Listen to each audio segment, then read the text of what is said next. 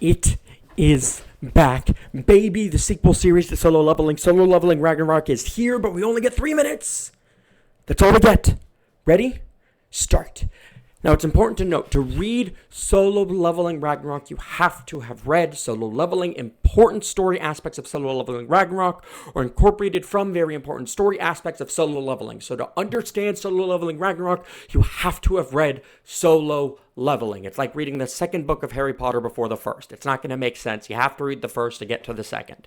Now, at the beginning of Solo Leveling Ragnarok, we learn about the outer gods, the Iterim, the absolutes, beings who created life and eventually sought pleasure by watching their created life forms fight each other and kill each other and all the mayhem that ensued. Sound familiar? The absolute being from Solo Leveling that was eventually murdered by one of its creations, the rulers, and the rulers in their war with the monarchs. And Sung Jinwoo, as we know, the whole story was about him stopping this war by eventually at the end of Solo Leveling killing all of the monarchs, closing all of the gates, making the gates have never happened and hunters never happened. But at the beginning of Solo Leveling Ragnarok, gates and hunters come back. And we learn this is because the power vacuum created by the power without an owner, because that absolute being was killed. Its power is now left without an owner, and our main character, Sung Jinwoo, is now fighting the other outer gods, the other absolutes, the Iterim, to stop them from coming and killing Earth, but their fight has brought back hunters and gates. And now our story begins with Sung Jinwoo's son, Sung Suho.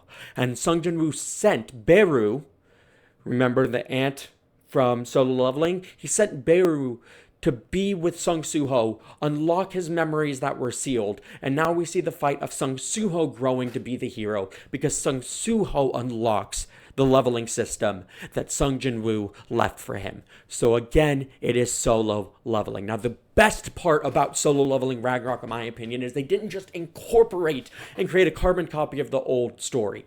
Yes, it's the gates and the hunters, and you're the only one that can grow stronger, and the uniqueness of that is there. But something they're doing fantastic is they're having Sung Suho be a different type of character. He's not someone who fights with daggers. He fights with his fists, and he learns to manipulate his shadows.